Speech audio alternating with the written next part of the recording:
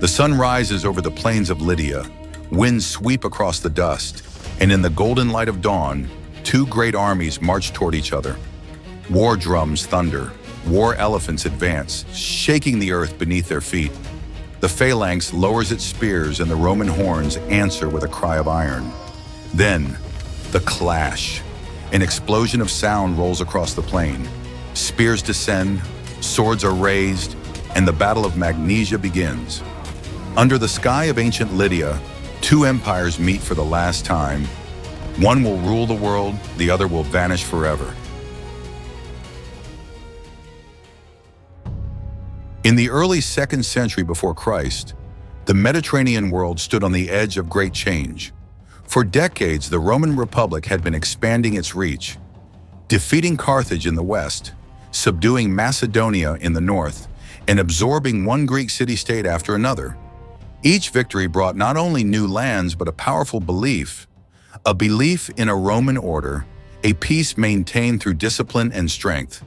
But across the Aegean Sea, another dream was rising, an older dream, born from the legacy of Alexander the Great. It was the vision of a united East, guided by Greek civilization, where the spirit of Alexander still lived on. That dream had a name, Antiochus III, the Great. He ruled the vast Seleucid Empire, stretching from Anatolia to the borders of India. Under his reign, the markets of Babylon flourished again. The temples of Syria echoed once more with prayers in Greek, and the armies of the East rediscovered their pride. Antiochus was not a tyrant. He saw himself as a restorer, the man who would rebuild the shattered Greek world, the protector of Hellenic peoples against the growing shadow of Rome. Yet his ambition reached beyond Asia. He dreamed of setting foot again in Europe, of reclaiming Greece and restoring the balance lost since the death of Alexander. To Rome, this was no dream, it was a threat.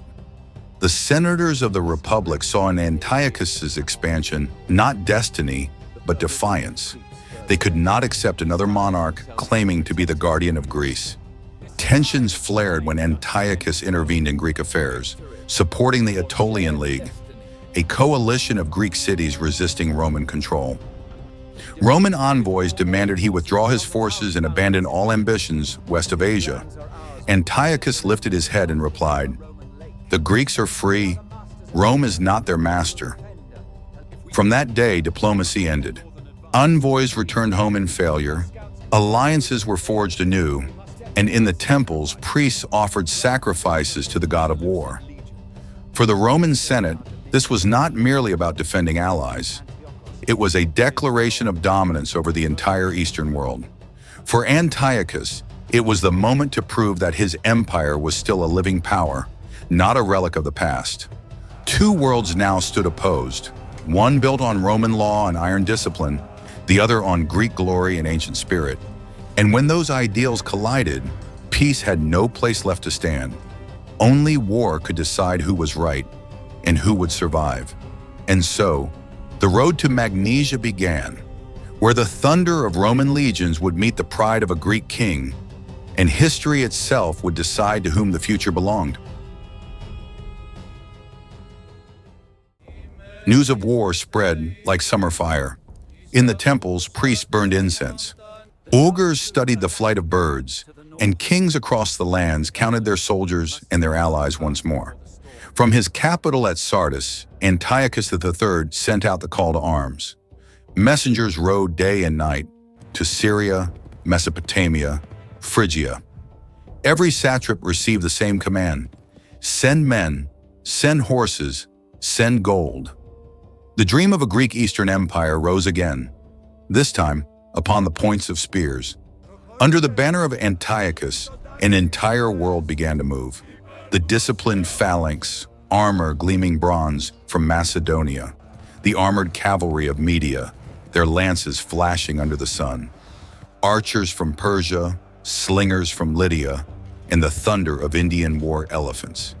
It was an army like a mosaic, many tongues, many gods, but one king, one will, to drive Rome back across the sea. In the royal court of the East, Confidence filled the air. Antiochus believed that sheer numbers would decide the day. To him, the Romans were little more than plodding foot soldiers, slow, rigid, and no match for the crushing weight of elephants and phalanx. Across the sea, word reached the Roman Senate. They knew this king would not retreat, so they chose a name that carried its own legend. Lucius Cornelius Scipio Asiaticus, brother of Scipio Africanus, the man who had once destroyed Carthage's might.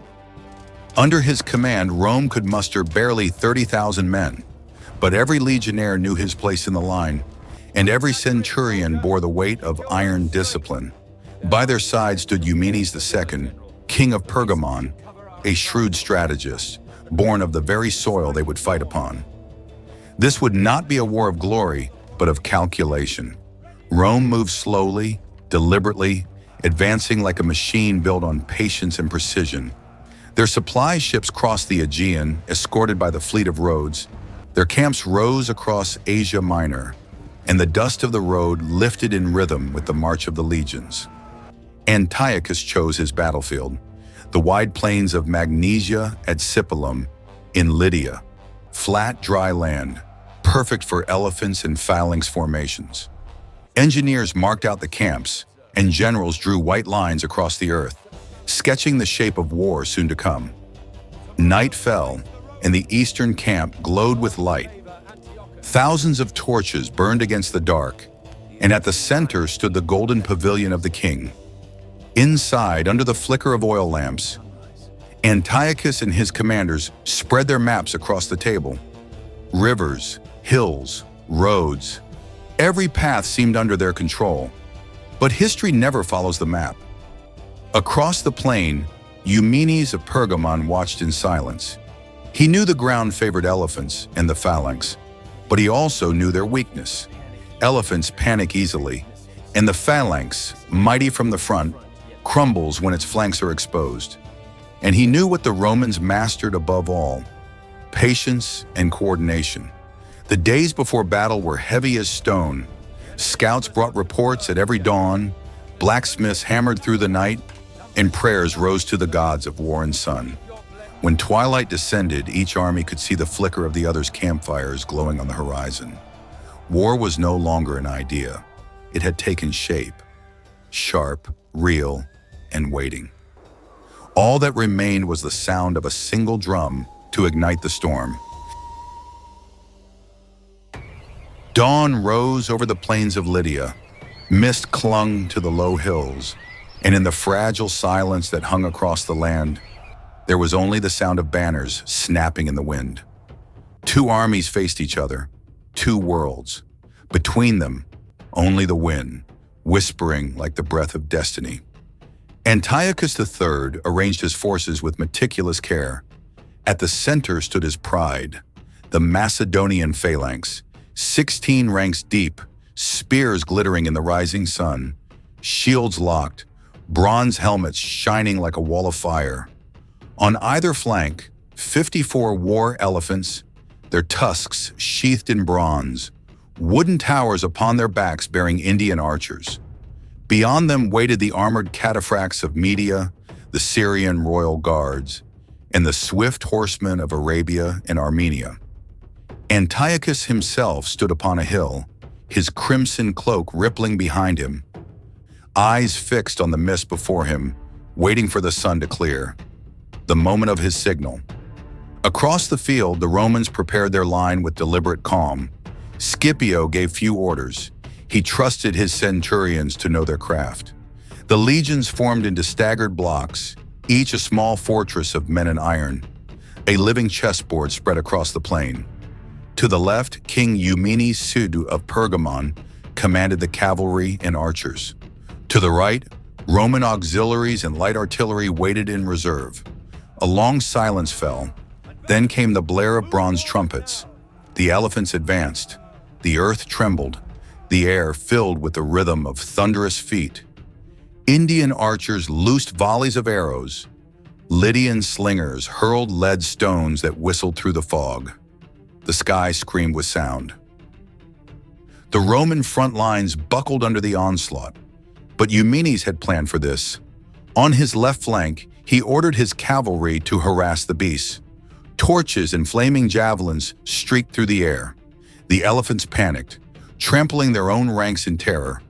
One broke formation, another fell wounded, crashing back into the phalanx. In moments, the proud formation of Antiochus began to waver. The king clenched his fist. He ordered his cataphracts to restore the flank. They charged, lances leveled, hooves pounding. The impact was devastating. The Pergamene riders recoiled, some scattered, but Eumenes feigned retreat, a calculated ruse to draw the enemy farther from the center. In the middle, the Roman legions advanced. Shields locked, spears poised, their step quick and measured. The clash with the phalanx was like thunder. Steel striking steel, voices screaming, elephants bellowing. The forest of Macedonian pikes came down in unison. The Roman front ranks staggered. Men fell before they could even strike. But the legions adapted, shifting, bending, slipping between the gaps of those long spears. Small units maneuvered with purpose, turning chaos into advantage. From the hill, Antiochus saw what seemed to be victory. He raised his gilded scepter, the war drums thundered, and the phalanx pushed forward, relentless, unstoppable. But his flanks were no longer whole. On the left, the maddened elephants tore through their own men. On the right, his cavalry chased Eumenes too far, leaving a gaping hole in the line. The Romans waited. Scipio did not rush. He watched, patient, calculating. He knew the truth of kings. A monarch's battle is never the same as a soldier's. And a king who fights in haste often rides away from his own victory. The sun climbed high. The mist burned away. The battlefield lay bare, two armies locked in smoke, dust, and blood. Still, the legions held firm. The phalanx pressed harder, pikes stabbing, but the Romans fell back only to strike again. Tight, methodical, unyielding. At last, Antiochus himself charged forward. He mounted his horse, drew his sword, and led his royal guard straight into the Roman right. The clash echoed across the plain. Shields shattered, horses reared, dust swallowed the world. The king fought at the front, his armor spattered with blood, his voice lost in the roar of men and metal. And for a moment, it seemed as if fate itself bent in his favor. But the battle was not yet done. Beyond the haze and the fury, a quiet shift was beginning, one that would turn triumph into ruin. For the glory Antiochus saw before him was not yet his to claim. The noon sun blazed over the plains of Magnesia, its light reflecting off 1,000 shields and spears. For a moment, the tide of war seemed to turn. Antiochus III, king of the East, was winning.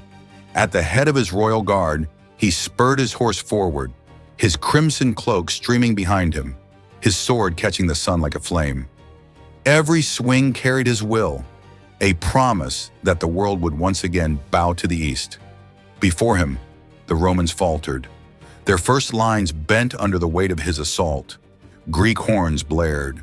The phalanx advanced another step, its long pikes gleaming in the dust, its rhythm steady, unstoppable. The field shook beneath the march of victory. Basileus! Basileus! The king! The cry rolled through the ranks like thunder. For an instant, Antiochus believed fate itself was bending. He raised his sword high, and the men around him roared, their courage ignited by the sight of their living god. But then came resistance, hard, silent, unyielding. The Romans did not break. They fell back a single pace, then locked shields with perfect precision, forming a wall of iron that did not move. The clangor of bronze met the discipline of steel. The eastern fury struck and held, but the wall did not fall. The king's horse stumbled on the bodies beneath its hooves. His guards slowed. Their lances wavered. The charge lost its momentum. Around him, the rhythm of triumph began to stutter. Antiochus turned, searching for the banners of Pergamon, the marker of his center, his guide in the dust. But the field had changed. He was too far ahead. The line that had followed him no longer existed. The plains of Magnesia now burned beneath the noon sun. The morning's mist had vanished, leaving only the stench of sweat, blood, and iron. From afar, the battlefield no longer looked like two armies. It was a single storm of dust, twisting and devouring itself. Antiochus III galloped through the haze, his cloak torn, his horse streaked with foam. He no longer saw the banners or the ranks, only fragments of men, shadows colliding, the world collapsing around him. Arrows hissed past his head. Somewhere in the chaos, a war elephant screamed as it fell, its tower shattering into the bodies of its riders. The Phalanx had dissolved. The proud forest of spears was now a graveyard of broken shafts and blood-soaked shields. The king swung his sword, striking at shadows. He shouted for his men, for his generals, for order, but nothing answered him. The wind carried only confusion. Behind him, the left wing had disintegrated. The elephants, once his terror weapon, were trampling through their own ranks, mad with fear and pain. The royal banners vanished in the smoke. To the right, the cataphracts he had sent to glory had ridden too far, their triumph now meaningless, their charge too distant to save the heart of the army. In the center, the Romans were advancing again, slow, methodical, merciless. The legion was a machine that never tired. Their shields rose and fell in rhythm, their short swords thrust with cold precision. Every step forward was measured in lives. Antiochus spurred his horse toward what remained of his line. He found a knot of soldiers, survivors terrified, their armor blackened with soot and dust. He shouted, pointing with his sword, urging them to stand, to fight, to hold. They obeyed, for only a heartbeat. Then a rain of Roman javelins struck them down. A cataphract fell beside him, his horse skewered by a spear. The king's mount reared. Antiochus clung to the reins, his body trembling not from fear, but from the knowledge that the battle had already died. Around him stretched a blur of horror. Men without faces, voices without language, weapons without purpose. The lines had disintegrated. The war had become a single, endless scream. He tried once more to rally what remained of his royal guard. They gathered by instinct, forming a ring around their king. Dozens where once there had been thousands. They fought like ghosts from another age, their armor glinting faintly through the haze. For a few fleeting moments, it seemed the tide might hold, as if courage alone could stop a dying world. But then came the horns of Rome, low, steady, unrelenting, a sound not of men, but of destiny. The legions advanced again, not swiftly, but with inevitability, like the slow turning of the seasons. The shock of their impact shattered the last circle of the king's guard. One fell, then another. Shields splintered, swords bent, and the crimson of Antiochus's cloak darkened with the blood of his own men. Still, he fought. He struck down a Roman officer, parried a second blade, but his arm felt heavy, as if time itself was dragging him backward.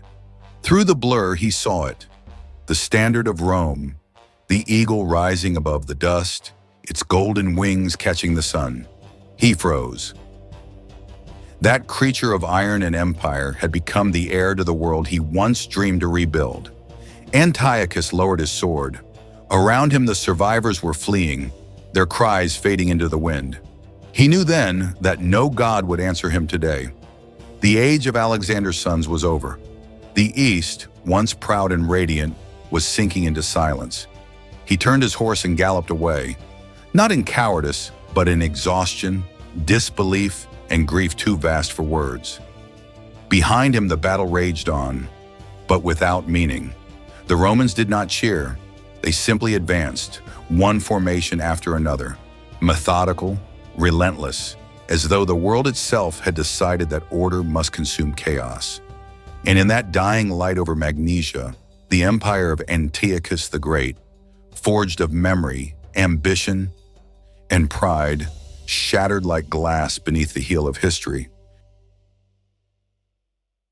Evening fell over Magnesia, and the wind moved softly across the silent plain. The cries of battle had vanished, leaving only the slow hiss of smoke rising from the earth. The sun dipped below the western hills, and the light faded from the eyes of the fallen. The field was no longer a place of glory, only of stillness. Spears stood upright in the dirt like gravestones. Banners lay torn, half buried in dust. The smell of blood and bronze clung to the air long after the killing stopped. Rome had won. At dawn, Lucius Scipio rode across the battlefield. The ground crunched beneath his horse's hooves, a carpet of armor, bodies, and broken shields. Messengers shouted words of victory. Clerks recorded the numbers of the dead. But no one rejoiced, for what had died here was not only an army, but a world. Far away, Antiochus fled, first to Sardis, then to Antioch. His face was hollow, his court scattered. The empire he had once ruled, from the Aegean to the Hindu Kush, was now only a shadow drawn thin across the dust. Governors rebelled, treasuries lay empty. Even the temples had gone silent. 2 years later came the treaty. Apamea, a document written in humiliation. Antiochus surrendered his war elephants, his fleet, his pride. He paid a fortune in tribute to Rome and gave up all lands west of the Taurus Mountains. The dream of Alexander's heirs was over. Rome had no rival left in the east. The king withdrew to the far provinces, wandering through the remnants of his broken empire. In forgotten temples, he still offered sacrifices to the gods, perhaps seeking forgiveness, perhaps hope. But glory never returned. One night in Elymais, Antiochus was slain by his own people, a lonely king killed for a handful of gold, meant as an offering to the divine. And so Antiochus the Great was gone, the man who once sought to stand beside Alexander. But even in defeat, his name endured. The Greeks of Asia still spoke of his courage, and even the Romans respected his will. The Battle of Magnesia did more than end a war. It silenced an age. The East ceased to dream of empire, and the balance of the world shifted westward. From that day, the Mediterranean would no longer be divided. It would breathe with one heart, and that heart beat to the rhythm of Rome,